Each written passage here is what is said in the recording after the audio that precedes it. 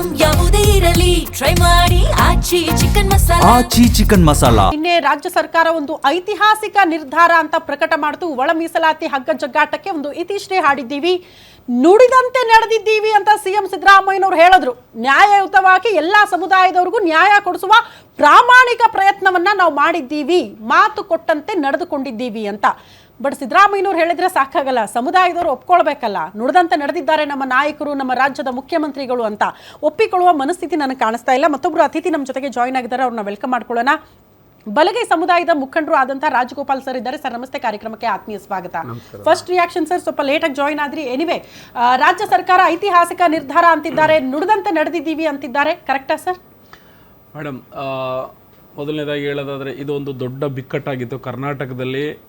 ಸರ್ಕಾರಕ್ಕೆ ಒಂದು ದೊಡ್ಡ ಬಿಕ್ಕಟ್ಟಾಗಿತ್ತು. ಇದಕ್ಕಿಂತ ಮುಂಚೆ ಕಾಂಗ್ರೆಸ್ BJP ಸರ್ಕಾರಕ್ಕೂ ಕೂಡ ಇದು ಬಿಕ್ಕಟ್ಟಾಗಿತ್ತು. ಅವರು ಯಾವುದೋ ಒಂದು ರೀತಿಯಿಂದ ಮಾಡಿದ್ರು, ಬಟ್ ಅದು ಫಲ ಕೊಡಲಿಲ್ಲ.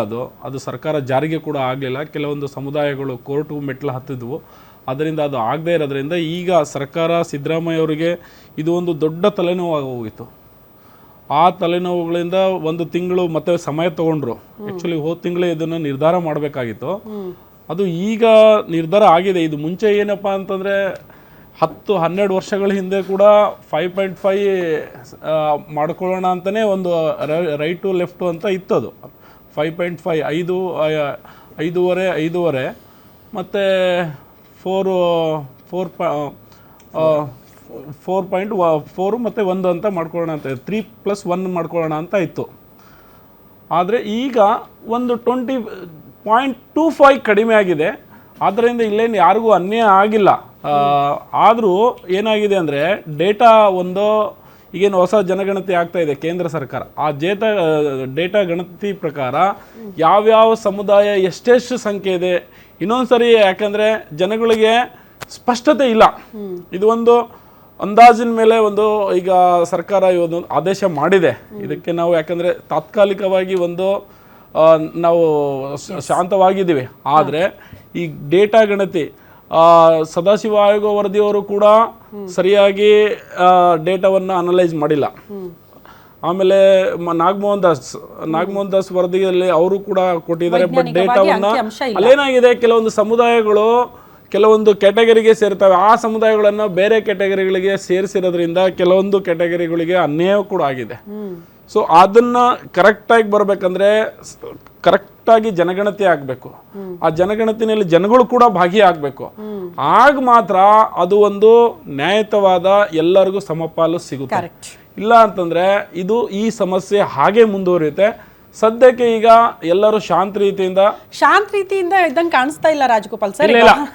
ಆಲ್ರೆಡಿ 90% ಭಾಗ ಎಲ್ಲ ಸಮುದಾಯಗಳು ಒಪ್ಕೊಂಡಿದ್ದಾವೆ. ಆದ್ರೆ ಅಲ್ಲಿ ಸ್ವಲ್ಪ ಎಲ್ಲ ಸಮಾನವಾಗಿ ಹಂಚಿಕೆ ಆಗಿದೆ, ಎಲ್ಲರೂ ಕೂಡ ನೆಮ್ಮದಿಯಾಗಿದ್ದಾರೆ ಅಂತ ಇದ್ದಿದ್ದಿಲ್ಲ. ಹಾಗಾಗಿ ಅದು ಡಿಸ್ಕಷನ್ ಏನಾಯ್ತು ಅಂತ ಹೇಳಿ ಗೊತ್ತಾಗ್ಲಿಲ್ಲ. ನಾನು ರಾಜಗೋಪಾಲ್ ಅವರಿಗೆ ಅದೇ ಮಾಹಿತಿ ನಾನು ಕೇಳಕ್ಕೆ ಇಷ್ಟಪಡ್ತಾ ಇದ್ದೀನಿ.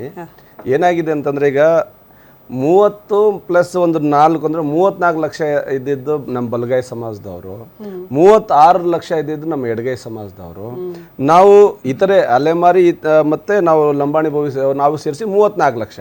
34 ನಾವು ಇದ್ದೀವಿ, 34 ಅವರು ಇದ್ದಾರೆ, 34 ಎಡಗೈ ಇದ್ದಾರೆ. ಸೊ ಈ ತರ ಇದ್ದಾಗ ಡಿಫ್ರೆನ್ಸಿಯೇಟ್ ಯಾಕೆ? 5.25 ಅವರಿಗೆ ಯಾಕೆ, 4.5 ನಮಗೆ? ಮೇಡಮ್, ಈಗ ಏನಾಗಿದೆ ಅಂತ ಹೇಳಿದ್ರೆ, ಬೆಂಗಳೂರಲ್ಲಿ ನಿಮ್ಗೆ ಒಬ್ರು ಸಂಪತ್ ರಾಜ್ ಅಂತ ಮೇಯರ್ ಇದ್ರೆ, ಎಕ್ಸ್ ಮೇಯರ್ ಗೊತ್ತ, ಅವ್ರು ಬಂದು ಪರಾಯ ಸಮುದಾಯಕ್ಕೆ ಸೇರ್ತಾರೆ. ಅವ್ರ ಜನಸಂಖ್ಯೆ ಬೆಂಗಳೂರಲ್ಲಿ 8 ಲಕ್ಷ ಸಂಖ್ಯೆ ಇದೆ. ಏನ್ ಹೇಳಿ, ಬೆಂಗಳೂರಲ್ಲಿ 8 ಲಕ್ಷ. ಆ ಸಮುದಾಯವನ್ನ ಬೇರೆ ಇದಕ್ಕೆ ಸೇರಿಸಿದ್ದಾರೆ. ಸೊ ಆದ್ರಿಂದ ನಾಗಮೋಹನ್ ದಾಸ್ ನಾನು ಅವಾಗ ಹೇಳಿದ್ದೀನಿ ಸರ್, ನಾಗಮೋಹನ್ ದಾಸ್ ಅವರು ವರದಿ ನೋಡಿ, ಅವರು ಸರಿಯಾಗಿ ಜನಗಣತಿಯನ್ನ ಮಾಡಿಲ್ಲ. ಜನಗಣತಿ ನೋಡಿ ನಮ್ಮನೆಗೆ ಅಜಂಪ್ಷನ್ ಹೆಂಗ್ ಮಾಡಕ್ ಅಸಾಧ್ಯ? ಅಜಂಪ್ಷನ್ ಮಾಡ್ಕೊಂಡು ಸಮಾಜನ ಅನ್ಯಾಯಗೊಳಪಡಬಾರ್ದು ಅಂತ ನಮ್ಮ ವಾದ. ಹಂಗಾದ್ರೆ ಇನ್ನೊಂದ್ಸಾರಿ ಇದಾಗ್ಬಿಡ್ಲಿ, ಸಮೀಕ್ಷೆ ಅಂತ ಯಾಕೆ ಒತ್ತಡ ಹಾಕ್ಬಾರ್ದು ಅಂತ. ಎನಿವೆ, ಲೋಹಿತ್ ಸರ್ ಹತ್ರ ಪಾಪ ಹೋಗ್ಲೇ ಇಲ್ಲ. ಲೋಹಿತ್ ಸರ್, ವಾಟ್ ನೆಕ್ಸ್ಟ್ ಅಂತ? ಮೇಡಮ್, ಈ ಒಂದು ಒಳ ಮೀಸಲಾತಿ ಏನು ಸುದೀರ್ಘವಾಗಿ ನೋಡಿದ್ರೆ, ವಿಶೇಷವಾಗಿ ಭಾರತೀಯ ಜನತಾ ಪಾರ್ಟಿ ಭಾರಿ ದೊಡ್ಡ ಮಟ್ಟದ ಕೊಡುಗೆ ಇದೆ. ಜಸ್ಟ್ ಒಂದು ನಿಮಿಷ ಟೈಮ್ ಕೊಡಿ ನನಗೆ. ನೋಡಿ, ಏನು ಎಜೆ ಸದಾ 30-35 ವರ್ಷದಿಂದ ಸಾಕಷ್ಟು ನಮ್ಮ ಮಾದಿಗ ಸಮುದಾಯದ ಹಿರಿಯರಿಂದರು ಹೋರಾಟ ಮಾಡ್ತಾ ಇದ್ರು. ಇಂಥ ಸಂದರ್ಭದಲ್ಲಿ ಎಜೆ ಸದಾಶಿವ ಆಯೋಗ ರಚನೆ ಆಯಿತು. ಎಜೆ ಸದಾಶಿವ ಆಯೋಗ ರಚನೆ ಆದಂಥದ್ದು ಅದನ್ನು ಅಧ್ಯಯನ ಮಾಡೋದಕ್ಕೆ ಯಾವುದೇ ರೀತಿ ಸಹಕಾರ ಕೊಡಲಿಲ್ಲ ಆಗಿನ ಸರ್ಕಾರ. ಸೊ ನಮ್ಮ 2008ರಲ್ಲಿ ಮಾನ್ಯ ಮಾಜಿ ಮುಖ್ಯಮಂತ್ರಿಯಾದ ಶ್ರೀ BS ಯಡಿಯೂರಪ್ಪರವರು 1 ಕೋಟಿ ಅನುದಾನ ಕೊಟ್ಟು ಅದು ಅಧ್ಯಯನ ಮಾಡಿಸಿ 2012ರಲ್ಲಿ ಆಗಿನ ಮುಖ್ಯಮಂತ್ರಿ DV ಸದಾನಂದ ಗೌಡರಿಗೆ ಅದು ವರದಿ ಸಲ್ಲಿಕೆ ಆಗುತ್ತೆ. ಬಟ್ ನಮ್ಮ ಸರ್ಕಾರ ಬರಲ್ಲ. ಆದರೆ ಎಲ್ಲ ಸಭೆ ಸಮಾರಂಭಗಳಲ್ಲೂ ಮತ್ತು ಪ್ರಣಾಳಿಕೆಯಲ್ಲೂ ನಾನು 2013 ಯಥಾವತ್ ಜಾರಿಗೆ ತರ್ತೀನಿ ಅಂತ ಹೇಳಿದಂಥ ಸಿದ್ದರಾಮಯ್ಯನವರು 2013ರಿಂದ 2018 ತನಕ ಕಾಲಹರಣ ಮಾಡಿ ಈ ಸಮುದಾಯಕ್ಕೆ ಅನ್ಯಾಯ ಮಾಡ್ತಾರೆ. ಸಾಕಷ್ಟು ಹೋರಾಟಗಳಾಗತ್ತೆ, ಪ್ರಾಣಗಳು ಕಳ್ಕೊಳ್ತಾರೆ. ಅದಾದ್ಮೇಲೆ ಸಮ್ಮಿಶ್ರ ಸರ್ಕಾರದಲ್ಲೂ ಸಹ ಯಾವುದೇ ರೀತಿ ಬದ್ಧತೆ ಪ್ರದರ್ಶನ ಮಾಡಲ್ಲ. ಆದರೆ ನಮ್ಮ ಸರ್ಕಾರ ಏನು ಶ್ರೀ ಬಂದ ಸಂದರ್ಭದಲ್ಲಿ ನಮ್ಮ ಜನಸಂಖ್ಯೆ ಅನುಸಾರವಾಗಿ ಶ್ರೀ ಬೊಮ್ಮಾಯಿರವರು HN ನಾಗಮೋಹನ್ ಆಯೋಗ ರಚನೆ ಮಾಡಿ ನಮ್ಮ ಜನಸಂಖ್ಯೆ ಪರಿಷ್ಠ ಜಾತಿ 18% ಇದೆ, ಅಧ್ಯಯನ ಮಾಡಿಸಿ 17%, 17% ಹೆಚ್ಚಿಗೆ ಮಾಡ್ತಾರೆ. ಆಮೇಲೆ ಪರಿಷ್ಠ ಪಂಗಡಕ್ಕೆ 3 7 ಮಾಡ್ತಾರೆ.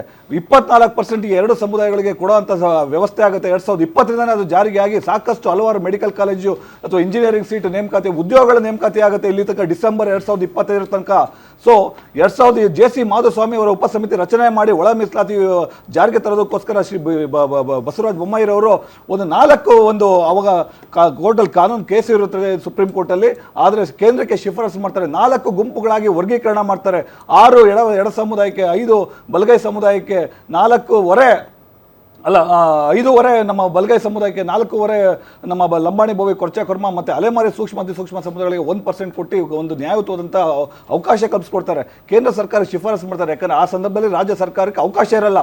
ಆದರೆ 2024ರಲ್ಲಿ ಈ ಒಂದು ಬಾರಿ ತೀವ್ರವಾಗಿ ಹೋರಾಟ ಮಾಡಿದ ಸಂದರ್ಭದಲ್ಲಿ ಮಂದಕೃಷ್ಣ ಮಾದಿಗರವರು ತೆಲಂಗಾಣದಲ್ಲಿ ಮಾನ್ಯ ಶ್ರೀ ನರೇಂದ್ರ ಮೋದಿ ಪ್ರಧಾನಮಂತ್ರಿಗಳಿಗೆ ಕೇಳ್ಕೊಳ್ತ ಸಂದರ್ಭದಲ್ಲಿ ಇದೇ ಕೇಂದ್ರ ಸರ್ಕಾರದ ಜನರಲ್ ಸಾಲಿಸಿಟರ್ ಅವರ ಮೂಲಕ ನಾವು ಕೇಂದ್ರ ಸರ್ಕಾರ ಭಾರತೀಯ ಜನತಾ ಪಾರ್ಟಿ ವಕಾಲತ್ ವಹಿಸ್ತೀವಿ ಸುಪ್ರೀಂ ಕೋರ್ಟಲ್ಲಿ. ಅದರ ಮೂಲಕ ಏನು ಮುಂಚೆ ಇದ್ದಂಥದ್ದು ಅಣ್ಣ ಹೇಳ್ದಂಗೆ ಚಿನ್ನಪ್ಪ ರೆಡ್ಡಿ ಅವರ ಇದು ಕೇಸ್ ಇದ್ದಿಂದ, ಚಿನ್ನಪ್ಪ ಅವರ ಕೇಸ್ ಇರೋದ್ರಿಂದ ಆಂಧ್ರದ್ದು ಅಲ್ಲಿ ಮತ್ತೆ ಇದ್ರದ್ದು ನಮ್ಮ ಪಂಜಾಬ್ದೂ ಸಹ ಕೇಸ್ ಇರೋದ್ರಿಂದ 7 ಬೆಂಚಿನ ಪೀಠ